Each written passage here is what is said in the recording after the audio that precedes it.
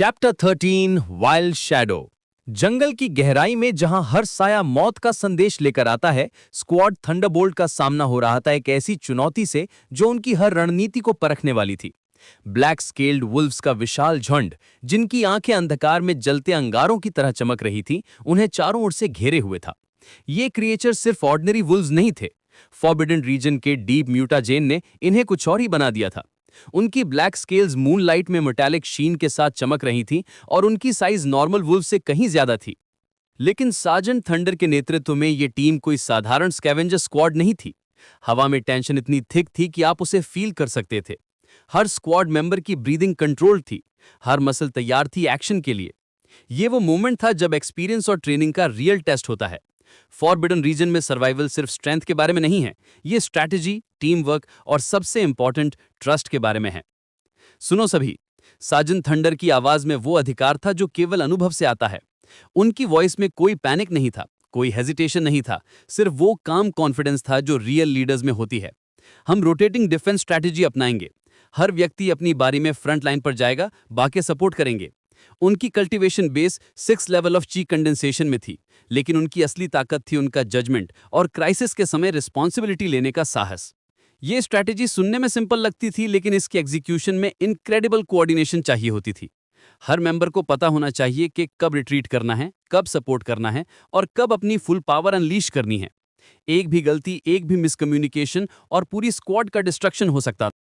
Zoo king ने देखा कि कैसे क्रूसिफिक्स अपने बो को संभालते हुए पोजीशन ले रहा था। उसकी मूवमेंट्स में वो प्रिसीजन थी जो ईयर्स के प्रैक्टिस से आती है।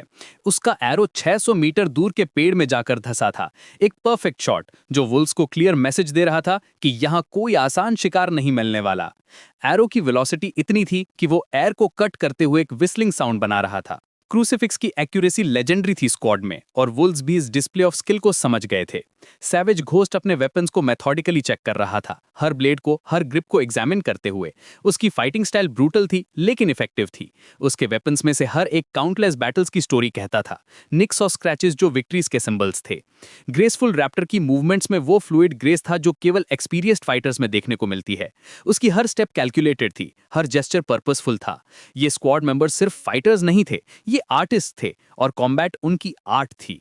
किड, सार्जेंट थंडर ने ज़ू किंग की तरफ देखा। उनकी आईज में वो इंटेंसिटी थी जो बैटलफील्ड वेटरन्स में होती है। तुम ऑब्जर्व करो, देखो कि हम कैसे काम करते हैं। टीम वर्क यहाँ सिर्फ एक वर्ड नहीं है, ये सर्वाइवल का मतलब है। उनकी वॉइस में वो विजडम थी जो काउंटलेस डेंजरस मिशन से आती है। हर मूवमेंट, हर डिसीजन, हर ब्रेथ, सब कुछ कोऑर्डिनेटेड होना चाहिए। एक पर्सन की मिस्टेक पूरी टीम की डेथ हो सकती है। ज़ू किंग ने इंटेंसली ऑब्जर्व किया। ये उसके लिए लर्निंग का मोमेंट था, एक चांस था कि वो समझे कि रियल प्रोफेशनल्स कैसे काम करते हैं। उसकी आइज हर डिटेल को कैप्चर कर रही थीं, कैसे हर मेंबर अपनी पोजीशन मेंटेन कर रहा था, कैसे वो वर्डलेस कम्युनिकेशन कर रहे थे, कैसे उनकी मूवमेंट्स सिंक्रोनाइज थीं। पहली वेव में सार्जेंट थंडर खुद आगे बढ़े। ये लीडरशिप का परफेक्ट एग्जाम्पल था, लीडिंग फ्रॉम द फ्रंट, अपनी टीम को शो करते हुए कि वो कोई भी रिस्क नहीं मांग रहे जो वो खुद नहीं ले सकते। वुल्व्स का झुंड उन पर टूट पड़ा, उनकी स्नाल्स और ग्राउल्स एयर को फिल कर रही थीं, लेकिन जो कुछ भी हुआ वो एक्सप्लोजन्स और क्राइस की आवाजों में छिप गया। ये मोमेंट्स टेरिफाइंग थे। ज़ू किंग को केवल धुआं और डस्ट का क्लाउड दिखाई दे रहा था, लेकिन साउंड्स बता रही थी कि इनक्रेडिबल वायलेंस हो रही थी। Metal clashing against clause, energy blasts का क्रैकलिंग साउंड और वुल्व्स की पेन फील्ड हाउस, ये सब मिलकर एक सिम्फनी ऑफ डिस्ट्रक्शन बना रहे थे। थंडर की पावर का डेमोन्स्ट्रेशन ये था कि 6th लेवल ऑफ ची कंडेंसेशन क्या केपेबल है। जब ये क्लाउड साफ हुआ तो सीन ब्रेथ टेकिंग था। कई वुल्फ कॉप्सेस बिखरे हुए थे, उनकी ब्लैक स्केल्स अब डल हो गई थी, और सार्जेंट थंडर वापस टीम के पास आ रहे थे। उनकी ब्रीदिंग थोड़ी हैवी थी, लेकिन उनकी पोस्चर अभी भी कॉन्फिडेंट थी। उनके वेपन्स पर वुल्फ ब्लड चमक रहा था, और उनकी आईज में वो सेटिस्फैक्शन थी जो सक्सेसफुल एग्जीक्यूशन से आती है। अब क्रूसीफिक्स की बारी। थंडर ने कहा, उनकी वॉइस में कोई फटीग नहीं थी। ये प्रोफेशनल अप्रोच था। No wasted energy, no unnecessary emotions, सिर्फ फोकस्ड एग्जीक्यूशन। क्रूसीफिक्स का परफॉर्मेंस पोएट्री इन मोशन था। Arrow after arrow, incredible precision के साथ वुल्व्स को डिस्टेंस पर ही रोकते हुए। हर एरो एक किल था, हर शॉट परफेक्टली कैलकुलेटेड था। उसकी बो स्ट्रिंग की ट्वैंग एक रिदमिक साउंड बना रही थी, और वुल्व्स का पैक उसकी डेडली एक्यूरेसी के सामने हेजिटेट कर रहा था। डिस्टेंस कॉम्बैट का ये परफेक्ट एग्जाम्पल था, keeping enemies at bay while maximising damage. फिर सैवेज घोस्ट की टर्न आई तो ये देखना अमेजिंग था। उसकी फाइटिंग स्टाइल क्रूसिफिक्स के एलिगेंट प्रिसिजन के बिल्कुल ऑपोजिट थी। ये रॉ, ब्रूटल और इनक्रेडिबली इफेक्टिव था। उसने अपने वेपन से वुल्व्स को पीछे धकेल दिया, हर स्ट्राइक डेवस्टेटिंग था। उसकी मूवमेंट्स में कोई ग्रेस नहीं थी, लेकिन इनक्रेडिबल पावर थी। वुल्व्स उसकी फेरोसिटी के सामने एक्चुअली रिट्रीट कर रहे थे। ग्रेसफुल रैप्टर की टर्न आई तो ये देखना अमेजिंग था। उसकी मूवमेंट्स पोएट्री की तरह थी, डेडली लेकिन ब्यूटीफुल। हर स्टेप, हर स्ट्राइक, हर डॉज, सब कुछ परफेक्टली टाइम था। ये कॉम्बैट डांसिंग की तरह लग रहा था, लेकिन इनक्रेडिबली लीथल डांसिंग। वुल्व्स उसकी फ्लूइड मूवमेंट्स को प्रिडिक्ट नहीं कर पा रहे थे। अब जू किंग की बारी थी। स्क्वाड के सभी मेंबर्स ने अपनी कैपेबिलिटीज डेमोन्स्ट्रेट कर दी थी और अब ये उसका चांस था कि वो प्रूव करे कि वो इस एलीट टीम का वर्दी मेंबर है। Kid, get back here with us, you will have your chance to fight soon, Crucifix ने अर्लियर कहा था। उसकी वॉइस में प्रोटेक्टिव कंसर्न थी, लेकिन अब वो चांस आ गया था और जू किंग रेडी था। आई कैन हैंडल इट, जू किंग ने ग्रिमली कहा। उसकी आवाज में वो डिटर्मिनेशन था जो उसने फॉरबिडन रीजन में आने के बाद डेवलप की थी। ये कॉन्फिडेंस सिर्फ ब्रवाडो नहीं थी, ये जेन्युइन बिलीफ थी अपनी एबिलिटीज में। वुल्फ्स का एंडलेस होर्ड उसकी तरफ बढ़ रहा था। उनकी ब्लैक स्केल्स मून लाइट में ऑमिनसली चमक रही थीं। स्क्वाड के बाकी मेंबर्स ने ध्यान से देखा। ये मोमेंट था जब जू किंग को प्रूव करना था कि वो सिर्फ एक रूकी नहीं है। उसकी second level of body refinement कम लग सकती थी कंपेयर टू अदर्स की कल्टीवेशन लेवल्स, लेकिन कल्टीवेशन लेवल हमेशा कंप्लीट पिक्चर नहीं देता। जैसे ही पहला वुल्फ उसके पास पहुंचा, जू किंग ने अपनी ट्रू कैपेबिलिटीज दिखाई। उसकी मूवमेंट्स में इनक्रेडिबल स्पीड थी, उसकी स्ट्राइक्स में डेवस्टेटिंग पावर थी। 3 वुल्फ्स को उसने ब्रीफेस्ट ऑफ मोमेंट्स में मार गिराया। ये परफॉर्मेंस शॉकिंग था। इतनी स्पीड, इतनी प्रिसिजन और इतनी ब्रूटल एफिशिएंसी।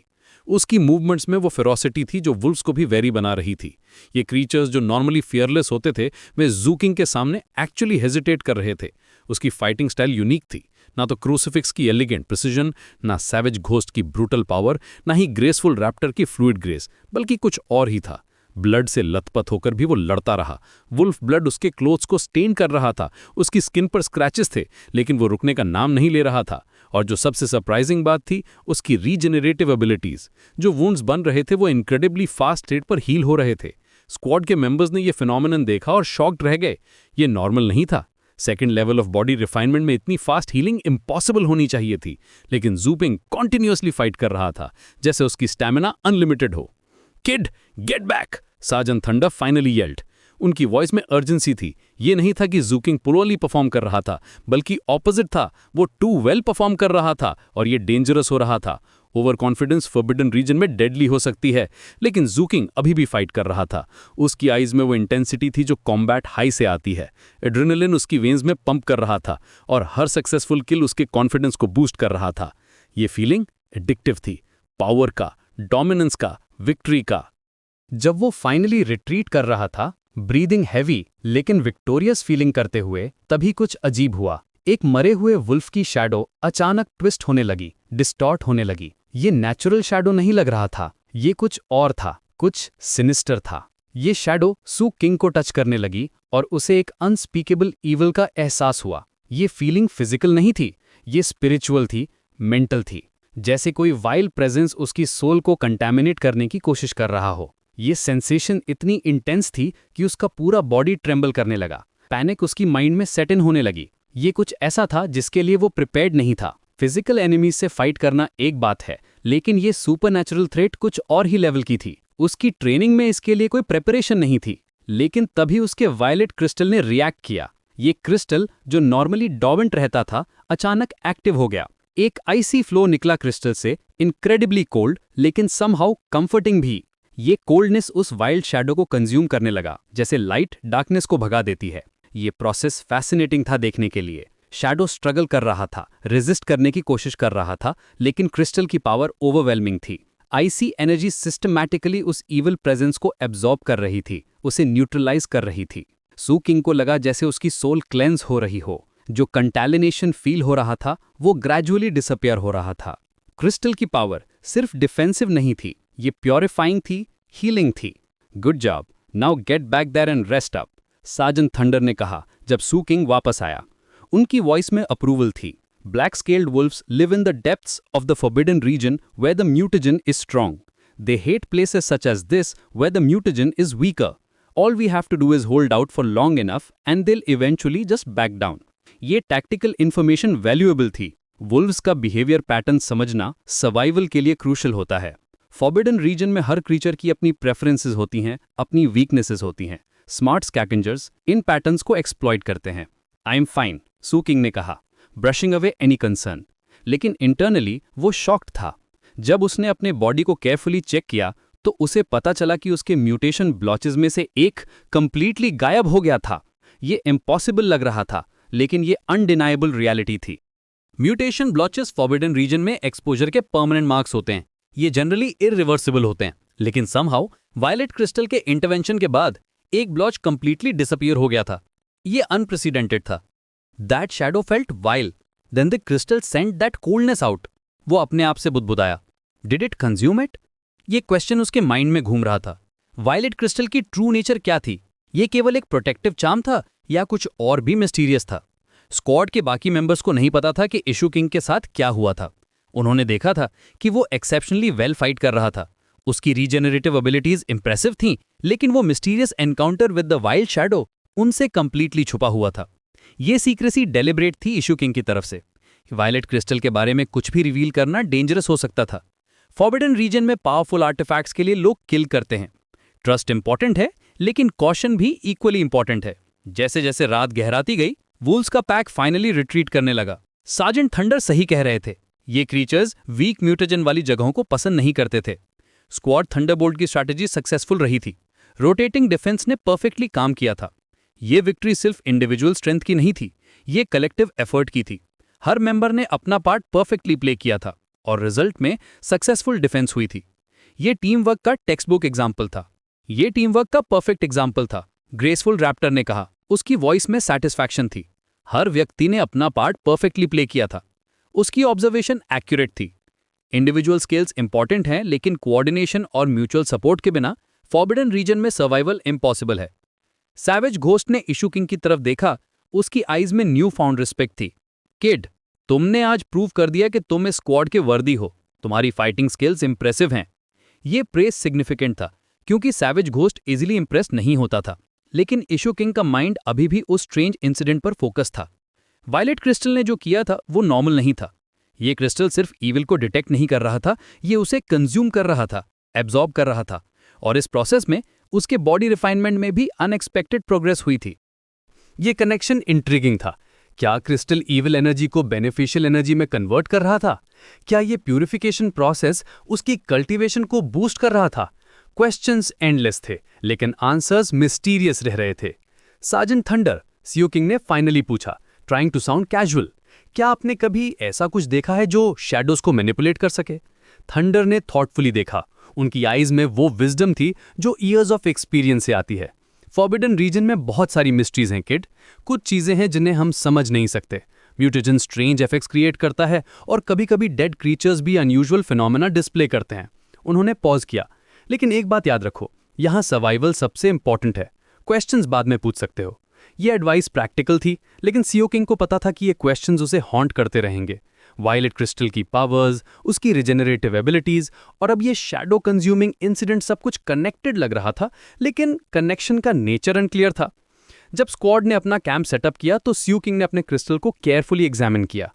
एक्सटर्नली ये नॉर्मल लग रहा था, same violet colour, same smooth surface, same subtle warmth, लेकिन उसे पता था कि इसके अंदर कुछ एक्स्ट्रा ऑर्डिनरी था। ये क्रिस्टल उसकी लाइफ को बचा रहा था, उसे स्ट्रॉन्गर बना रहा था, लेकिन साथ ही ये उसे एक मिस्ट्री के सेंटर में भी ले जा रहा था। रेजिलियंस, वो अपने आप से कहा, ये सिर्फ फिजिकल स्ट्रेंथ के बारे में नहीं है, ये मेंटल स्ट्रेंथ के बारे में भी है। अननोन को फेस करने की एबिलिटी, अनसर्टेनिटी के साथ लिव करने की कैपेसिटी। फॉरबिडन रीजन में ये क्वालिटी एसेंशियल थी। स्क्वाड के बाकी मेंबर्स अपने एक्सपीरियंसेस शेयर कर रहे थे, बैटल स्टोरीज और टैक्टिकल ऑब्जर्वेशंस डिस्कस कर रहे थे। ये बॉन्डिंग का इंपॉर्टेंट पार्ट था। शेयर्ड एक्सपीरियंसेस म्यूचुअल अंडरस्टैंडिंग और ट्रस्ट बिल्ड करते हैं। लेकिन सीओ किंग शांति से अपने थॉट्स में खोया था।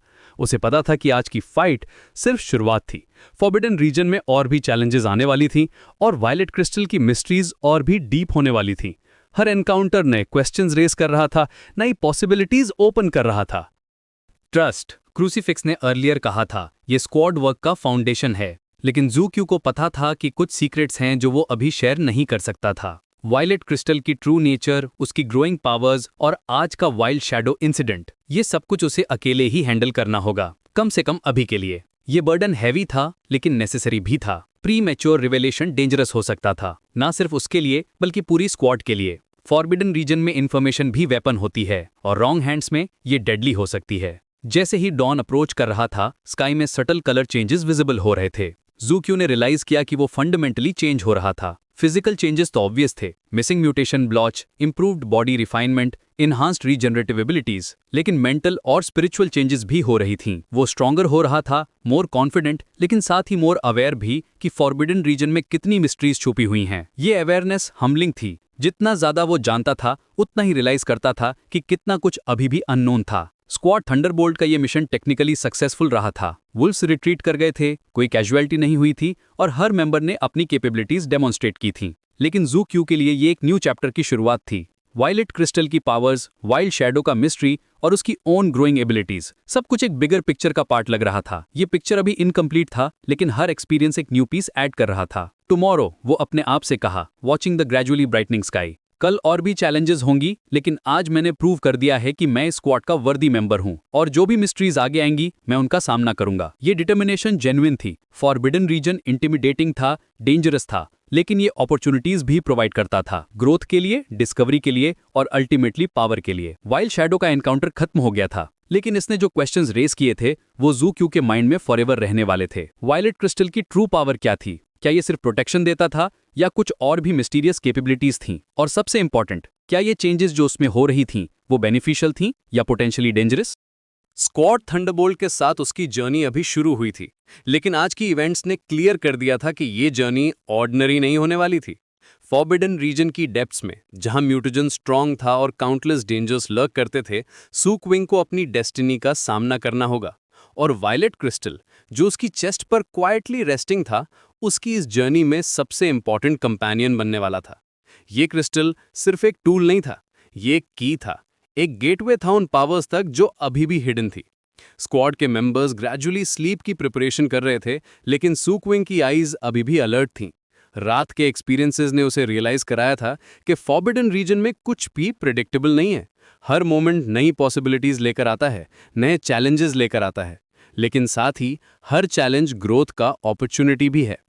आज का वाइल्ड शैडो एनकाउंटर टेरिफाइंग था, लेकिन इसने उसकी अंडरस्टैंडिंग को भी एक्सपैंड किया था।